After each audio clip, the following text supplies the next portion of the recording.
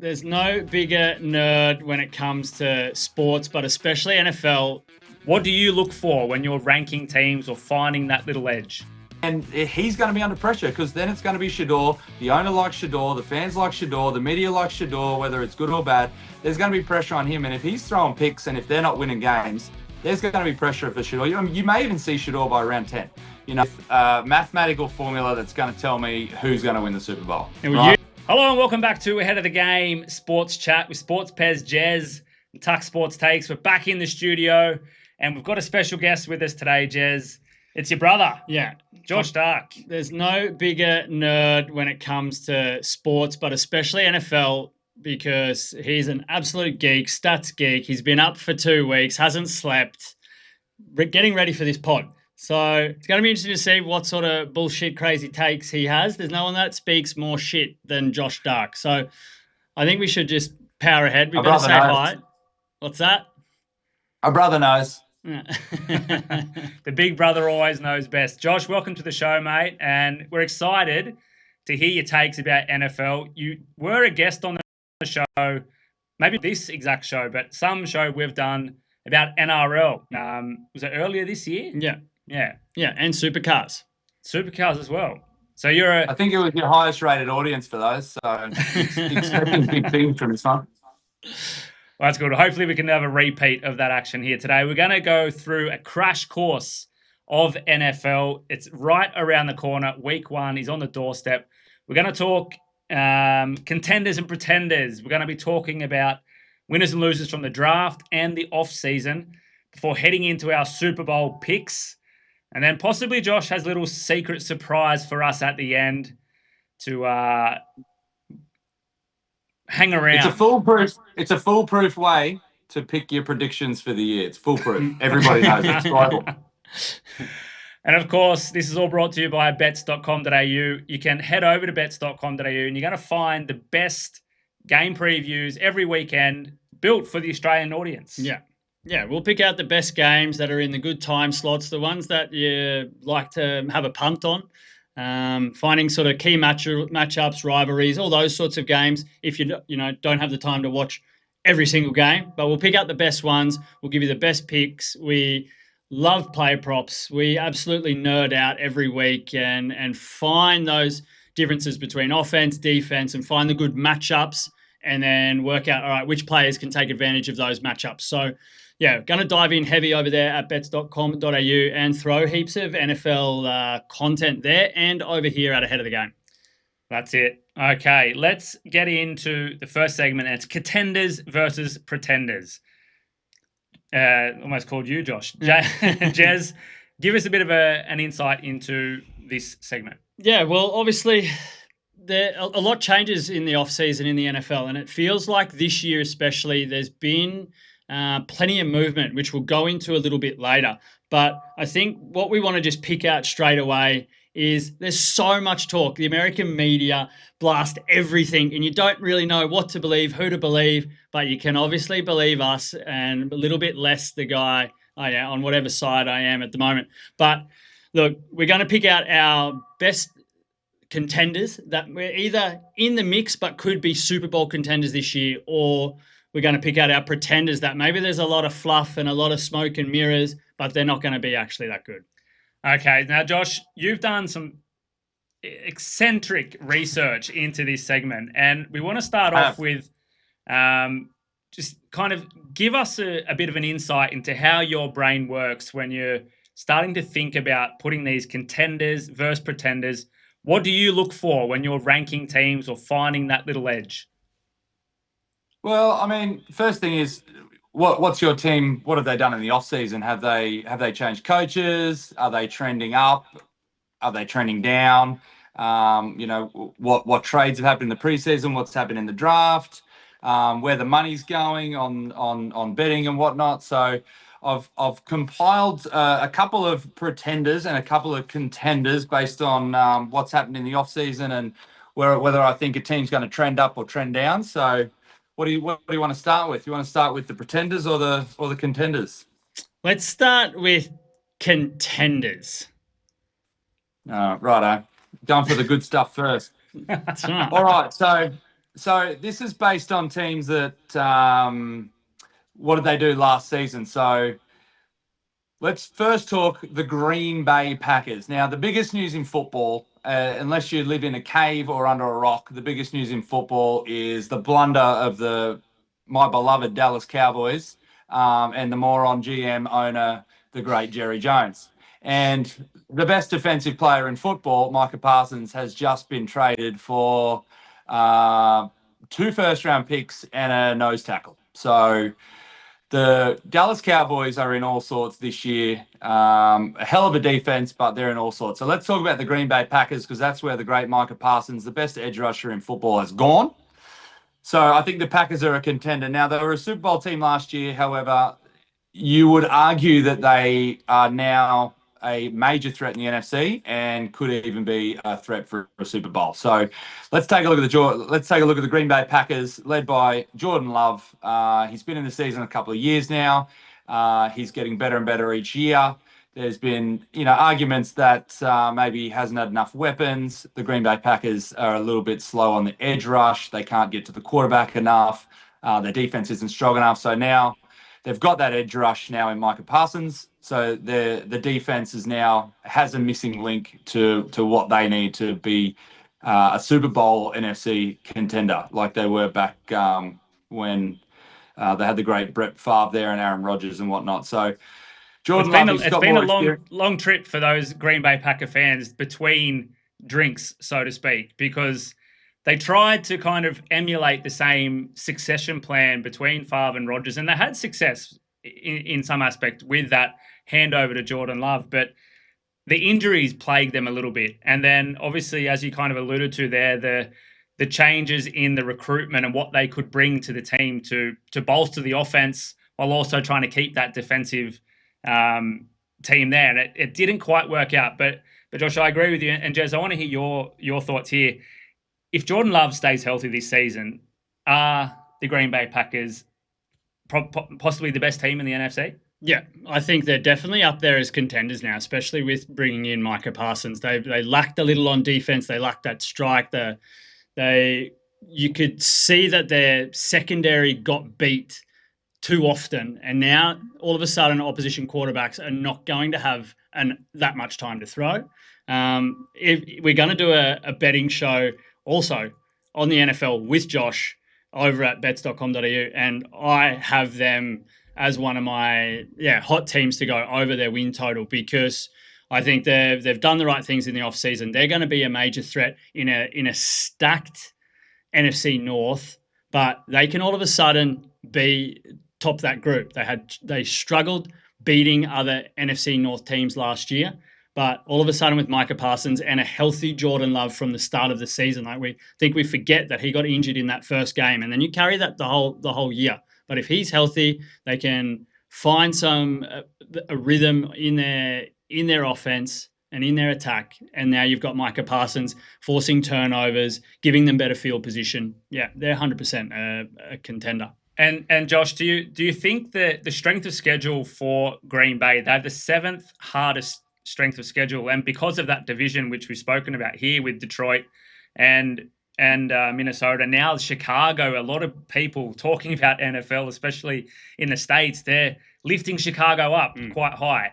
But do you see, Jez, I'll put the question to you, do the changes affect this strength of schedule to a point where maybe it's a little bit better in their favor for Green Bay? Yeah, I think so, because I think if you look at the matchups that they do have, their schedule is hard because the AFC North is so strong. Yes, the Bears get a little bit better, but I think there's a lot of unknown about what Minnesota is, and even if you look at their win totals, expected win totals, it's much lower because obviously Sam Darnold goes, you've got JJ McCarthy leading that offense.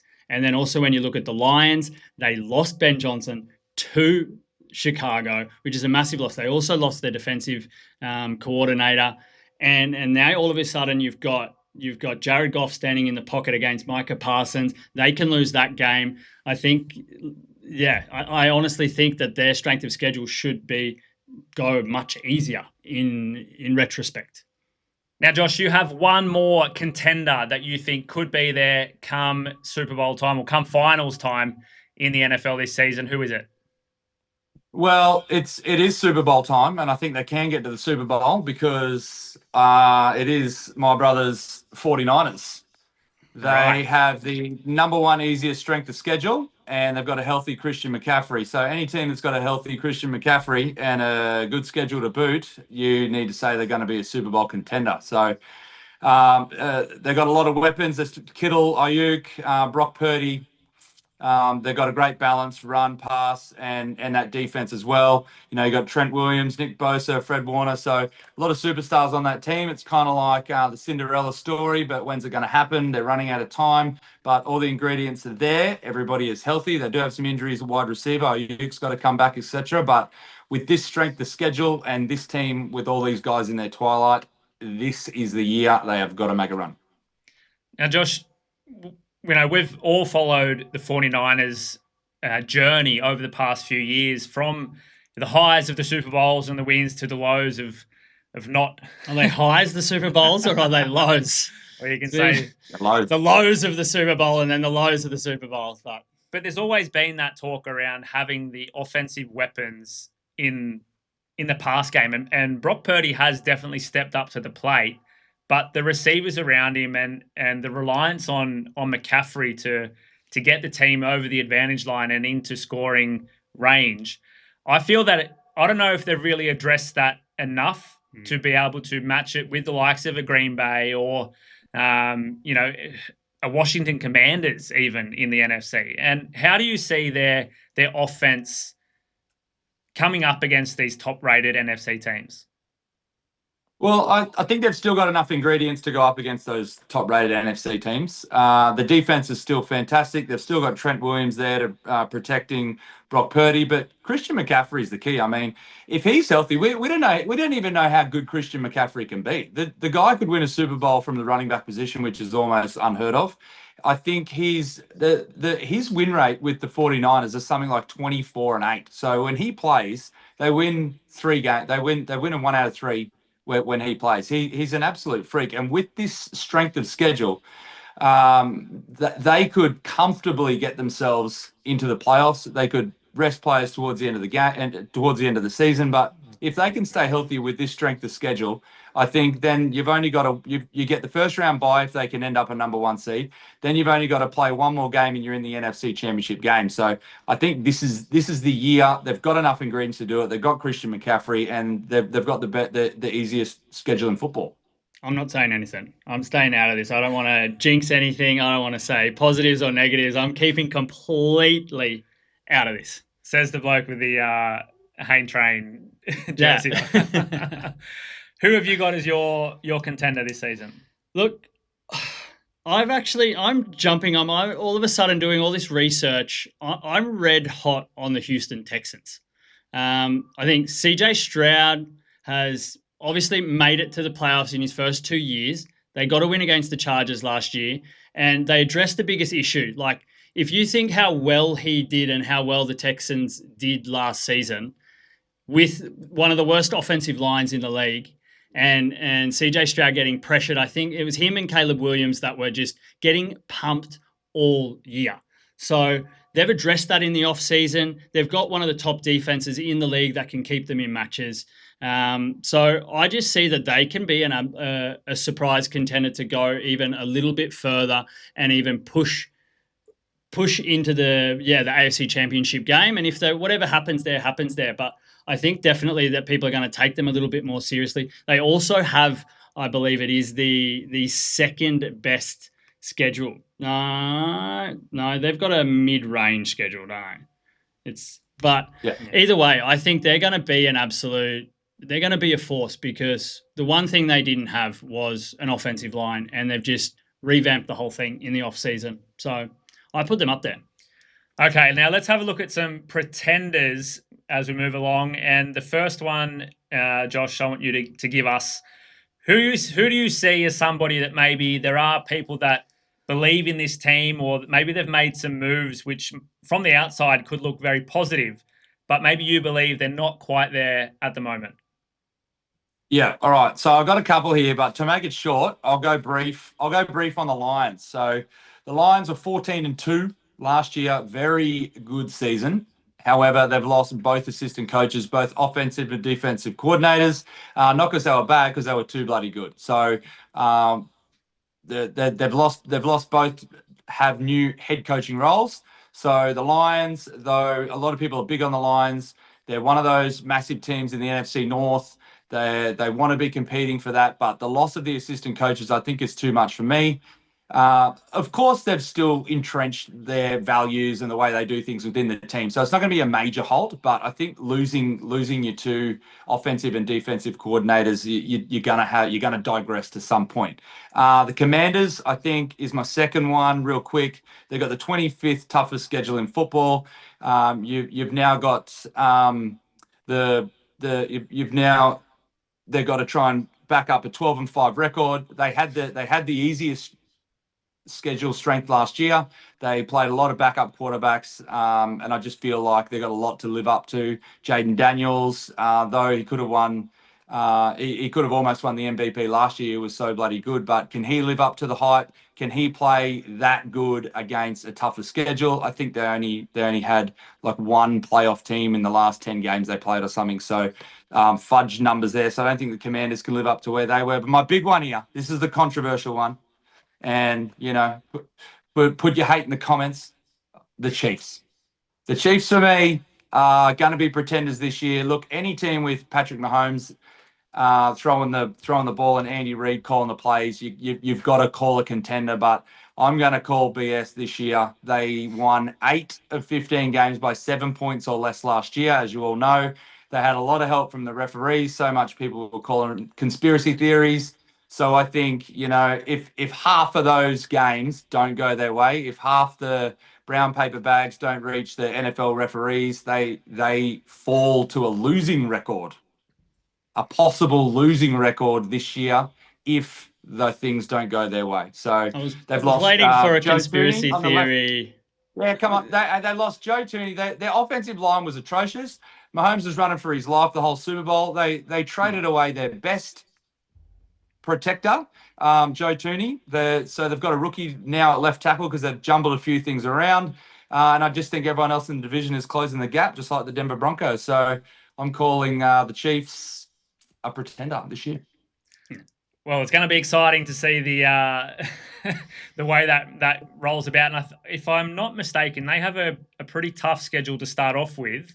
I think they have Baltimore or Buffalo or something in the first week. And then, I think it was 3 of the first 4 games are pretty tough games for the Chiefs. So we're going to see. And they mentioned Rashid Rice as well. So there's less weapons for Mahomes. Yeah. I think, if they can get through the first part of the schedule, then I will digress. But if they struggle early, I think they'll continue to struggle. Things don't go their way, and we'll see what happens. Yeah, I don't hate this either because, there's all the conspiracy theories aside, I think when you look at a team that's just winning by the way that they won last year, if it's to whatever reason, when they're winning by missed field goals or hitting field goals or post hits or drop catches, I think we saw it with the Vikings a few years ago. They were sort of in a similar situation where they were winning really, really tight games. And then the year after, they didn't even make the playoffs. So I think you maybe this is the end of that dynasty where they held on last season, and they held on well because they made it to the Super Bowl.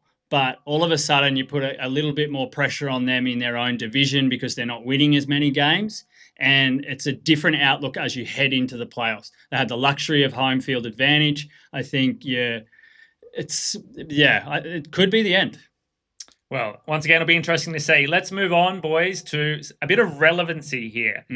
Draft picks that could shine in 2025. We've got just a quick segment off the bat where we talk about the prospects that are coming into the NFL, how they will affect the teams that they've joined, and if there's anyone that really stands out. I'll pass the word over to you first. Yeah, man, I think this is a pretty big field.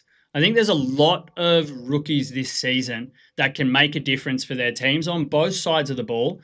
And straight on that, I think you have to hit probably one of the, say, 2 most talked about rookies in the offseason on every channel, and that's Travis Hunter. I think seeing what he's going to be able to do and how he's going to get used by Jacksonville on both sides of the ball. Is he going to play at wide receiver? Is he going to play at corner? And what they do during the season when he has success on one side of the ball or the other side of the ball, because I think that could really dictate how he gets used, because maybe he's doing much better things as a receiver or better as a corner. And then it's going to be that hard decision of, okay, do we cut down his plays on offense or defense, and to see sort of what he does. But having this type of hybrid player coming in that was extremely successful on both sides of the ball in college, to how that translates then to the NFL, and then how he gets used is going to be, it is obviously one of the biggest stories of the year. I think it's going to be really interesting to see how it all plays out. So I think definitely that's something everybody's got to keep an eye on, and how advantageous it's going to be for the Jags. Well, Josh, off the back of that, who have your eyes locked onto coming out of the draft? Oh, it's got to be my boy Shedeur Sanders, doesn't it? No, just joking.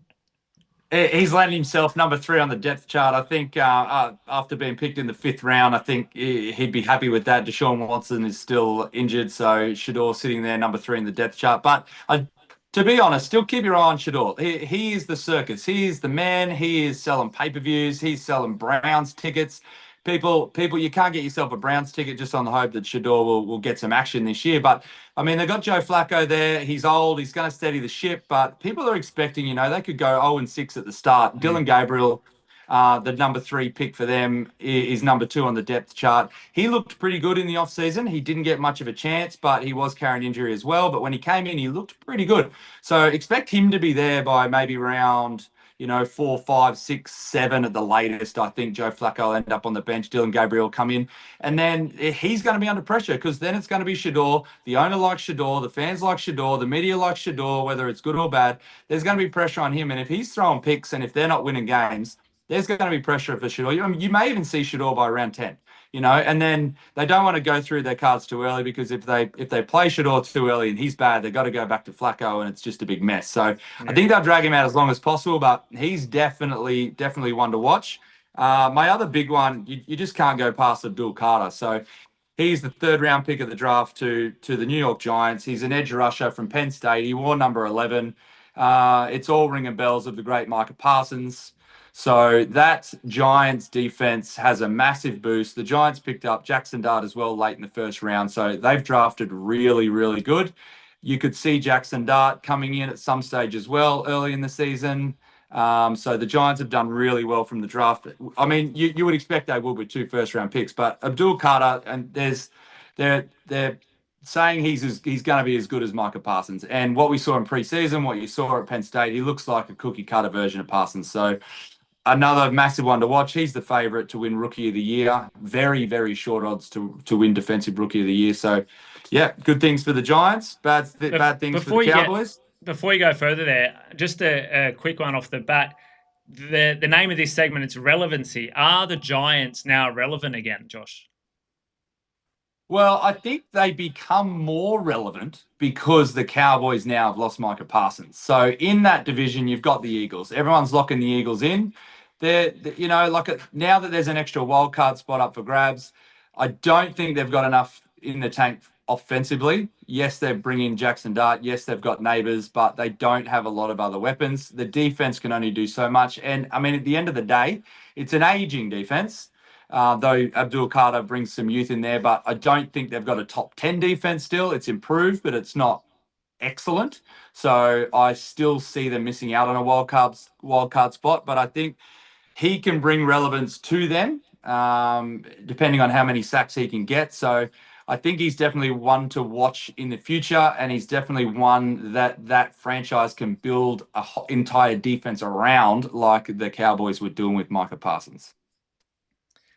Well, it'll be interesting. We're going to go and watch the Giants in a couple of weeks' time. So we're hoping that they're going to, well, you're not hoping because they're playing the 49ers, but it'll be good if it's at least a bit of a competitive match. No, not at all. I don't want it to be competitive at all. I want to be sinking beers and cheering and getting in the face of all Giants fans. I don't want to be sitting there biting my nails. Take the fun out of it.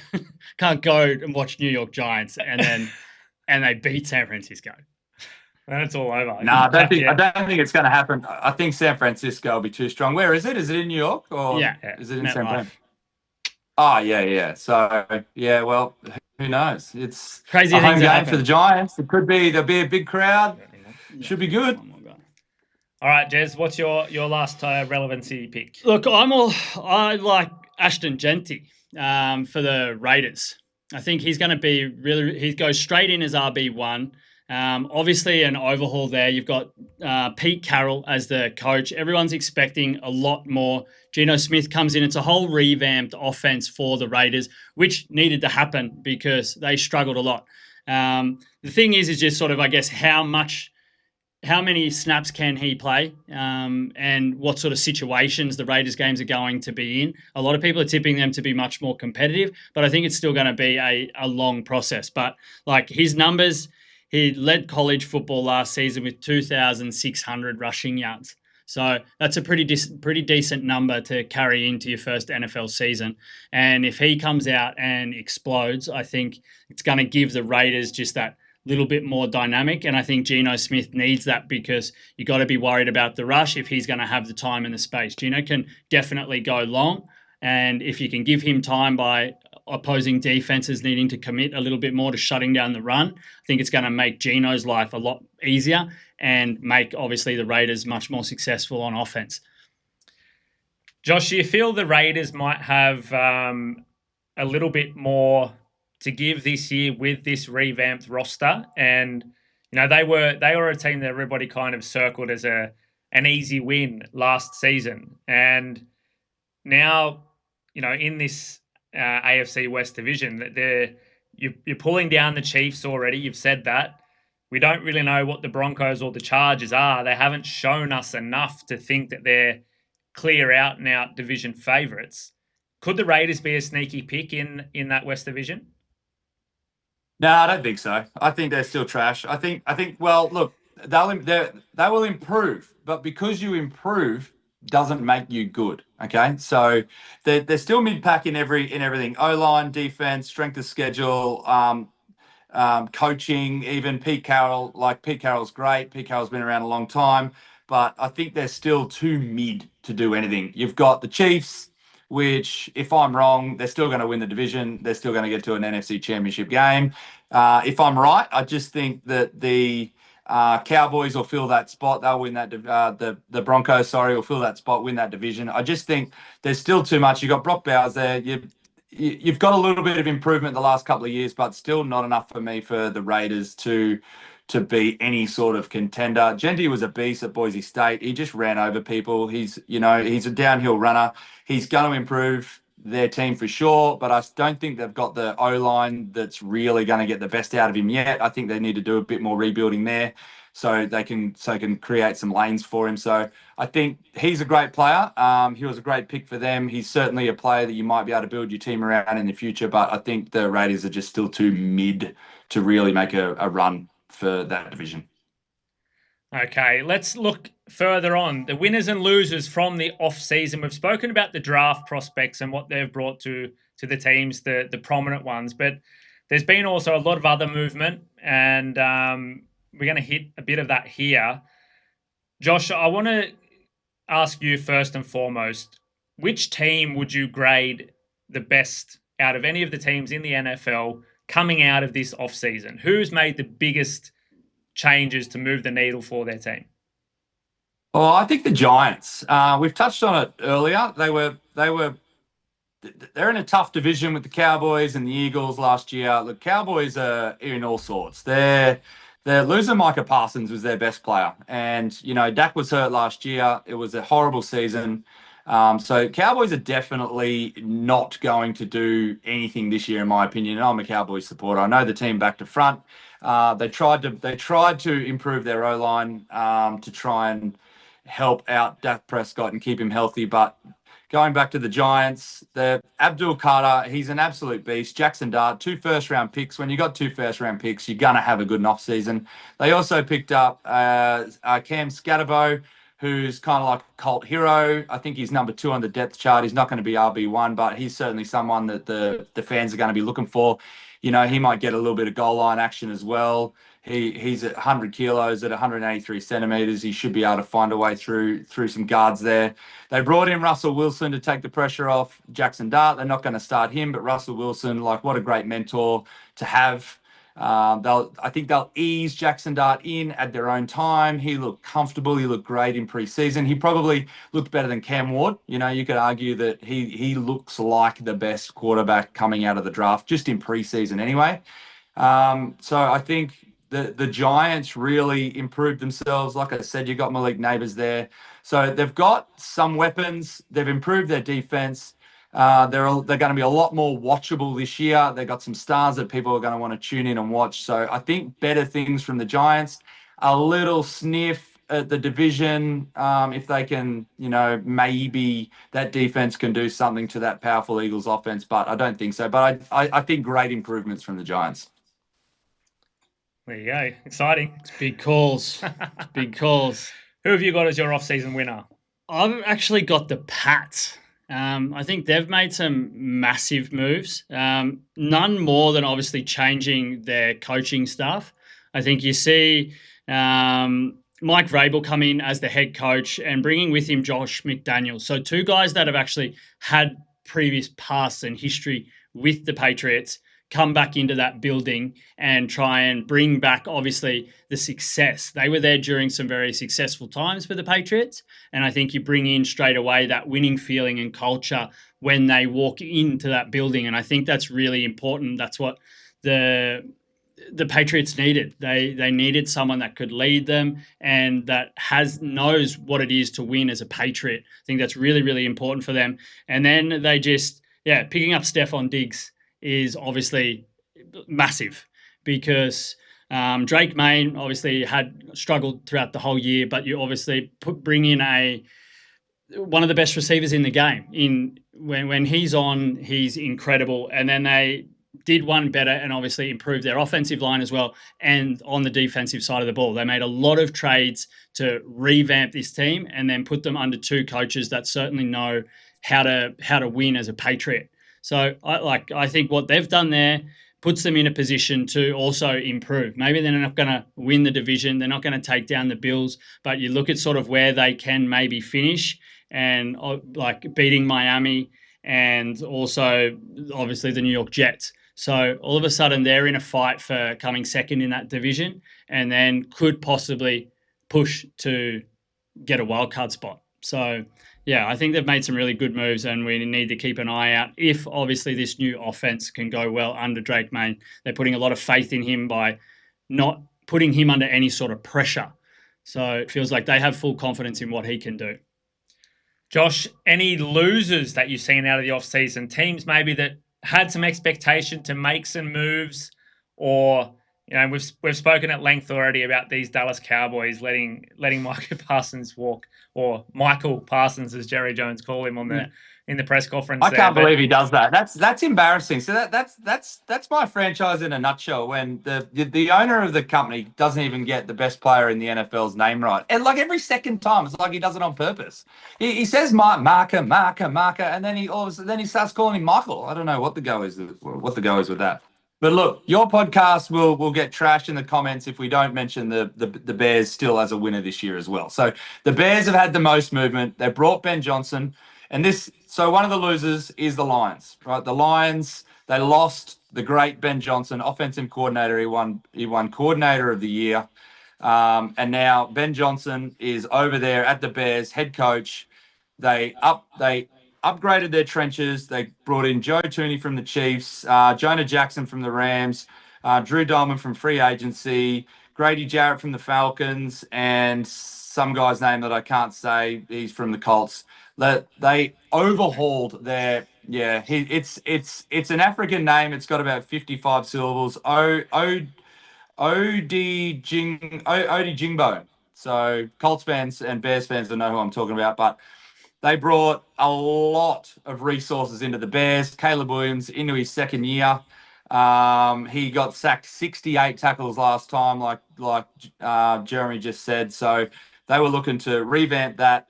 Dennis Allen, defensive coordinator. Now here's a stat, and we'll get into these stats later in the betting show over on the other podcast. But Dennis Allen, so defensive coordinator there that Ben Johnson's brought over. So he has coached at the Raiders and the Saints as a head coach before, and they say bringing over head coaches that have failed is a good way to bolster your assistant coaches, because they're not going to steal your job because they've already had a crack and failed, but they know how to run a tight ship, and they know football. So Dennis Allen there. They got the 10th. They brought in the 10th overall pick in Colston Loveland, the tight end from Michigan. They also brought in another young receiver. So the Bears have done the most moving. They're everybody's hot pick. The Bears win the offseason. The Bears win the offseason in everybody's minds. So think of the Bears as a higher rung this year. I still don't think they're a contender in the NFC yet. They need more time, but Bears, massive winners from the offseason. So back to the losers. Your original question. Sorry, I had to put that in. So the Browns, again, the Browns. They got the Shedeur Sanders quarterback room circus. Myles Garrett got his 8th speeding ticket in the offseason. They signed Isaiah Bond, who's on a sexual assault charge. Their rookie Judkins running backs on a domestic violence and battery in the offseason as well. So it's typical things from the Browns. If you're a Browns fan, it's going to be a cut and rinse and repeat as usual. The Dolphins lost the most talent in the offseason. I could rattle off a heap of names. Mostert, Lamb and Jones from the O-line, Jonas Smith, the tight end, Jalen Ramsey, he's gone to the Steelers. So the Dolphins per se have lost the most talent. And the big one for me, the Chiefs losing Joe Thuney. They're only good offensive. Oh, they have other stars, Humphreys in the O-line, but losing Joe Thuney, that protector there on the left-hand side for the Chiefs, is a big one. And don't forget Micah Parsons again for the Cowboys. Idiots. Well, I think we're going to be seeing some of the results of this already in week 1 from these teams that could get found out if having rookies in these positions. The Miami team, it's going to be very interesting to see how they turn up on the offensive end. You've seen when they had injuries and stuff affected their team last season, how they just fell off a cliff. So, yeah, my expectations there are quite low. Boys, let's move on to our Super Bowl 55. No, 60. Super Bowl 60.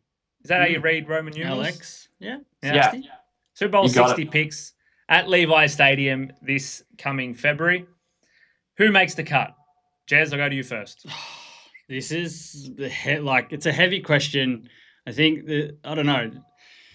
I want to say that San Francisco are going to be there. It's in San Francisco, right? Turn it off. No. Listen, hear me out. But I'm not going to put them there because although they have this easy strength of schedule, I'm worried about how long they can, if they can compete once you're getting into this NFC game. I think it's going to be, the schedule is one thing. You can get there. You can be the top seed. And yes, it does make it easier. But to actually get to the Super Bowl and win the Super Bowl might be a completely different story. It'd be a dream. Failing twice in the last 5 years and then winning it at home would be epic. But it's not going to happen. I think you can't go past if you're serious, and it's a boring pick, but I think you have to pick the Baltimore Ravens. I think they're the clear-cut favorite. You've seen what they've done in the offseason. They also have just tweaked a few different things that didn't work. The only question mark around the Baltimore Ravens is if Lamar Jackson can replicate what he does during the season to the playoffs. Because that's what's been missing. And you know what? His legacy's on the line. They're obviously stacked. They've probably got a couple more cracks at it between sort of this year until they start sort of losing some players or, injuries come or whatever. But this combination with him and Derrick Henry is worth a Super Bowl visit. And obviously if we're saying that, his bogey has always been the Kansas City Chiefs, you obviously got to contend with the Bills. That AFC championship game is the hard one to sort of get through. But I think that, it's got to happen now because all of a sudden it's just that weight of a playoff performance for him is just, it's going to get too heavy. So I think it has to happen now. And I believe that it is this year. Josh, any reflections on Jez's pick before you get into your own? I don't want to give away my own, but I agree with the 49ers. I think having that number one strength of schedule is going to put them in the playoffs. It may put them at number one, but I agree, and I think they will struggle against those powerful NFC teams if things don't go their way and if they can't get that home field advantage.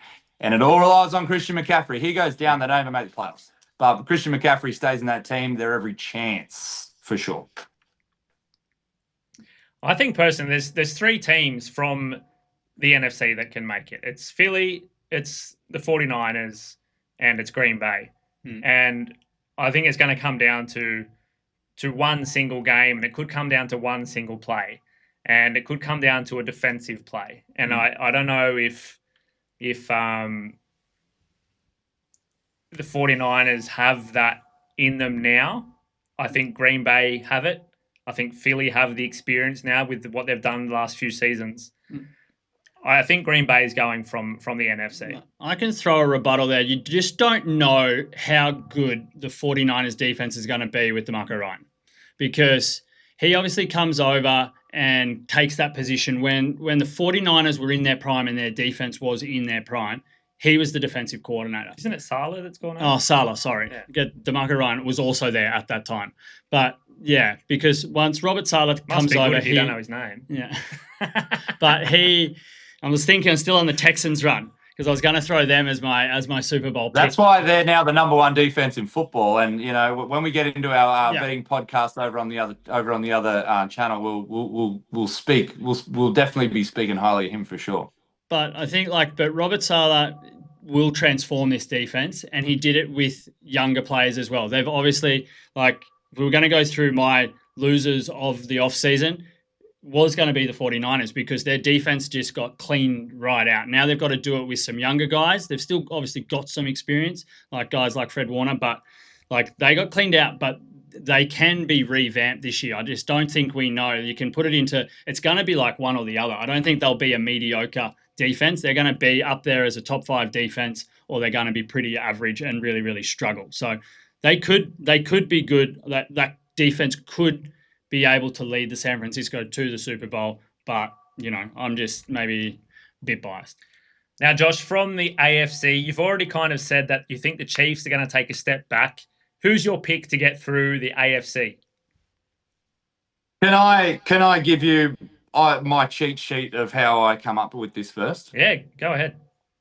All right. So I've got the cheat sheet. I've come up with a mathematical formula that's going to tell me who's going to win the Super Bowl. And you didn't come up with the mathematical formula, because you're shit at maths. This is so you've cheated somehow. It's a cheat sheet, right? It's a cheat sheet that I cheated from someone's sheet to come up with a cheat sheet who's going to win the Super Bowl. Right. So there's some key statistics over the last 10 years. I can go deeper, but let's just talk about the last 10 years. So you need a top 10 defense. You need a top 10 offense, but more importantly, you need a top 12 O-line to help that offense.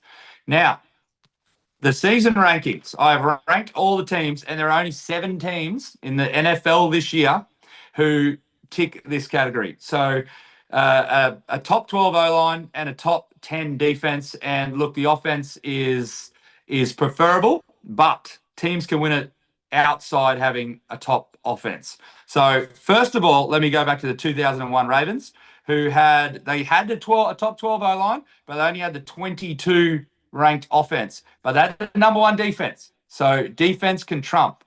That's the rule. Defense can trump. If you've got the number one defense in football, it can trump this rule, but it's the only thing that can trump the rule. Let's go to the 2003 Bucks. They had the 14th O-line, 15th defense, but had the 15th offense, but had the number one defense. They won the Super Bowl as well. Let's talk about the 49ers 2012. They had 11 ranked O-line. They had a 10th best offense, but they had the number one defense. So they got through as well. So here it is. There is the Bears, the Packers, the Lions, 3 from the NFC North. All tick the box. Eagles are the only ones from the NFC East, and the Niners are the only ones. from the West, and the poor old NFC South, well, they're garbage. The Buccaneers are well balanced, but none of them fit the category. Let's quickly go down to the AFC. The Bills do it. The Cowboys, the Broncos just do it. Then you've got the Ravens and the Steelers from the North. They both tick those boxes, and only the Jags tick it from the South. So let's have a look. I punched that into my mathematical formula, which gives me rankings from their offense, defense, O-line. It gives you a multiplier from their coaching and a multiplier of the strength of schedule. Now, I'll do this in 3 tiers real quick because Ryan's giving me stink eye about the time. The Ravens are clearly ahead of everybody. They are tier 1, Ravens, on 137 points. Tier 2 is the Vikings and the Eagles, a clear tier 2. Then you've got Bears, Bills, Packers, Chiefs, Niners, Lions, all tier 3. Now, I might add a little note there. The Chiefs and the Lions don't tick the box of the categories of having a top 10 defense or a top 10 O-line. So they're in the top 10 of these power rankings, but they do not tick the box. I'll throw the Rams in there in my top 10 power rankings, but they don't tick the box. And look, the Broncos don't tick the box, but only just outside it, and they come in 11th in the power rankings. So look, I've mashed it into my highly high-tech computer, which is a PlayStation 5, and I've let Madden tell me who's going to win. Look how much he's geeking out. You see, he's having like little ticks because he's. I am. So that all aside, if you don't do a Madden 2026 play on your PlayStation 5, injuries off, you're not a human. You're not an NFL fan. You're not a gamer. So here's the cheat sheet, right? I'll be very, very quick, Ryan. The Ravens are the number 1 in the East, in the AFC, and the Packers are the number 1 in the NFC. Injuries off. Micah Parsons traded. He's in there. He's in the Packers. I've done the trade. Bloody Kenny Clark did fuck all for the Cowboys. He didn't get him in the playoffs. All right. So, but dud one there, Jerry Jones. Okay. So look, I will fast forward to some notable outs. From notable outs is the Chiefs go 9-8 and miss the playoffs. This is injuries off, right? Current schedules. And no money under the table to the referees or what? Exactly. So 9-8 with no help. Madden knows, mate. Madden's been around a long time. Okay, look, we'll fast forward to the Super Bowl, and it is the Vikings in the NFC beat the Bills in the Super Bowl. Wow. Josh Allen MVP. Bills win 35-27. Wow. Okay? So it could be the Bills after four cracks. What is it? They've never won one, the Bills. So there you go. Look, that's not my picks, but that's the Madden picks. Now, I'll give you my picks real quick, and it is I cannot go past. Look, here's a sneaky one. Here is a defense trumps. Done it to us again. Cliffhanger to next week or what? Exactly. I don't know what we do here. I guess we pause it and bring him back. Yeah. The mighty cliffhanger. Now he's back on. We get straight in. Yeah. Get straight into it before you get cut off again. You're taking up too much time. Yeah, I don't pay the premium, so they cut me off and send me some ads. So I shut the hell up and get it going. Right. Quickly, my sneaky, and this is my pick here. Defense trumps even when you don't tick the boxes in the other categories. And my outside sneaky going to be in the AFC Championship game against the Baltimore Ravens is Aaron Rodgers and the Pittsburgh Steelers. Call me crazy. Call me crazy. You're crazy. Top 5 defense. Hey, let me wind you back to the Buccaneers. To when the Ravens won the Super Bowl back in 2001. They had Trent Dilfer passing the ball. They had one decent wideout, but they had the best defense in football. The best defense in football can do anything. Now, if the Steelers can get to be the best defensive team in football, they're not far off it, then they can be, with the old head Aaron Rodgers, just protect the ball, don't turn it over, let the defense do the work.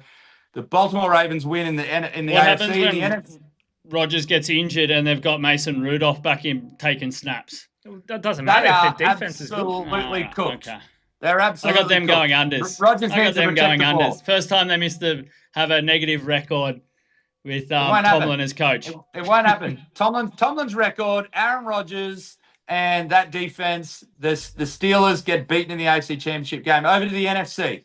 It is an NFC North showdown in the NFC Championship game. It is the Vikings to beat the Packers in the NFC Championship game. Now, I haven't gone into the Vikings very much because they didn't do a lot other than JJ McCarthy getting healthy, but they have a superstar team and they win the NFC game against the Packers at home. Exciting. And then the Super Bowl, I agree with my dear young brother. No one is beating the Baltimore Ravens. They win the Super Bowl. And Lamar comes out on top. He's going to win another MVP and he'll be the first to win 3. Who would have thought? Wow. Massive. I think that's it for today, boys. We've done a massive look ahead to the NFL season. We've hit a bit of week 1. We've broken everything apart, and we've got some good picks going forward, some tips and predictions. And then we're going to hit up a betting specific show over at bets.com.au. Get the link in the description of this video as well, so you can see that, where we get a bit more detailed into certain types of bets, where we can get some good odds and stuff like that. We're going to get that on bets.com.au. Pick up Pittsburgh going unders. Nope, not going to happen. Pittsburgh to the AFC Championship game. You'll probably get goods on that. Yeah. Again, don't forget, follow the socials. Subscribe to the channel if you haven't already done it. And then head over to bets.com.au for all your sports content completely free. You're going to get AFL, NRL finals. When cricket comes along, you're going to cover it all. BBL, Aussie cricket team, the Ashes coming up this summer. Can't wait for that. You're going to get Formula One until the season finishes at Christmas. And then starts again. And starts again in March. Everything you need there, completely free. Get over there, check it out. Don't forget, subscribe to this channel. Jez, send us home. Hang with us and stay ahead of the game.